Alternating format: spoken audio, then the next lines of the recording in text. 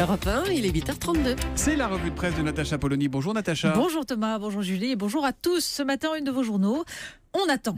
Et oui, aujourd'hui en France, des futurs ministres sur le grill. 20 minutes qui nous montrent Emmanuel Macron seul sur son trône. En fait, c'est celui de l'Hôtel de Ville, vous savez, pendant l'interminable discours d'Anne Hidalgo. Tic, tac, tic, tac, tic, tac. Et puis l'opinion, Macron temporise et en même temps moralise. Le Figaro, l'onde de choc Macron fait vaciller la droite. Alors le Canard s'amuse du casting. Emmanuel Macron et Édouard Philippe font exploser le PS et LR. Une vraie bande d'énarchistes. Mais dans le Canard, je vous conseille surtout l'article expliquant comment, depuis que Bernard Arnault a racheté le Parisien, LVMH siphonne la trésorerie du journal pour envoyer l'argent en Belgique où l'impôt sur les sociétés est beaucoup plus bas. C'est intéressant aussi. Et puis ça tangue aussi de l'autre côté de l'Atlantique avec les secrets défense lâchés par Donald Trump à la Russie. Libération, Amérique cherche babysitter. On attend donc l'attente du gouvernement. Oui, alors en même temps, c'est un classique. Aujourd'hui en France, nous raconte l'interminable attente des ministrables devant leur téléphone, sur son dessin, rançon en montre 2. T'as eu un coup de fil de Matignon ?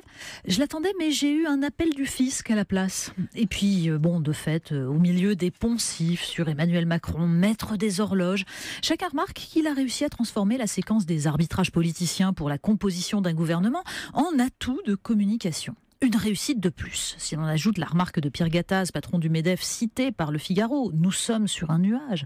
La France entière semble en extase. Dans l'Union, d'ailleurs, Sébastien Lacroix se permet une pointe d'ironie. Faut-il que nous ayons été déçus, voire désespérés pour céder à un tel culte ? Il suffit de tendre les oreilles. Macron, Macron, Macron. Il suffit de jeter un œil aux journaux, aux télés. Il réussit tout ce qu'il entreprend. Il transgresse, renouvelle. C'est formidable.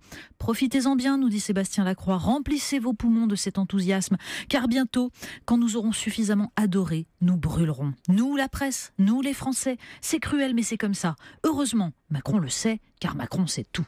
Et vous nous dites tout sur la tomate à présent. Mais oui, pendant que la France est en extase, le monde continue de tourner et c'est pas toujours reluisant. Aujourd'hui en France, consacre une page à l'industrie de la tomate, celle de vos pizzas, de vos hamburgers, de vos sauces, le produit de prédilection des mafias. Et oui, les conserves étiquetées produits en Italie peuvent contenir des tomates de Californie, d'Espagne, de Chine, produites dans des conditions ignobles par des travailleurs clandestins.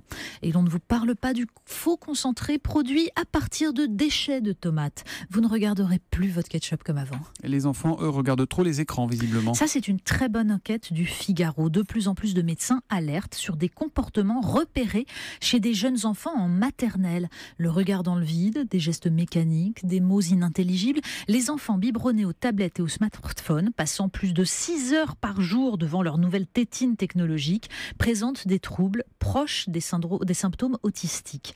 Le sevrage, heureusement, rétablit la situation, mais encore faut-il qu'il soit imposé. Les chercheurs rappellent que la très forte exposition aux écrans est corrélée au niveau socio-économique des familles. Les parents de milieux défavorisés n'ont pas conscience du danger, surtout si on leur explique que le numérique, c'est la modernité.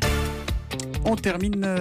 qu'est-ce que c'est que ça ? Oui, connaissez-vous le FLURG ? FLURG. Eh bien, Google vient de créer, par intelligence artificielle évidemment, des sons jamais entendus par l'homme en mélangeant deux instruments. C'est le site Huffington Post qui nous explique, alors que ça n'a rien à voir avec le fait de jouer des deux instruments en même temps. Le FLURG, c'est de la flûte et de l'orgue en même temps. Et on peut choisir de produire un son qui tendra plus vers l'un ou plus vers l'autre. Alors voilà ce que ça donne, écoutez. C'est du FLURG. Oui, ça n'a aucun intérêt. Bon, c'est la recomposition avec un peu plus de tel son ou un peu plus de tel autre. C'est très tendance, mais parfois ça prend du temps à composer. La revue de presse de Natacha Polony. Et puisqu'on attend le gouvernement, on va aller à Cannes tout de suite. À demain matin, Natacha. À demain.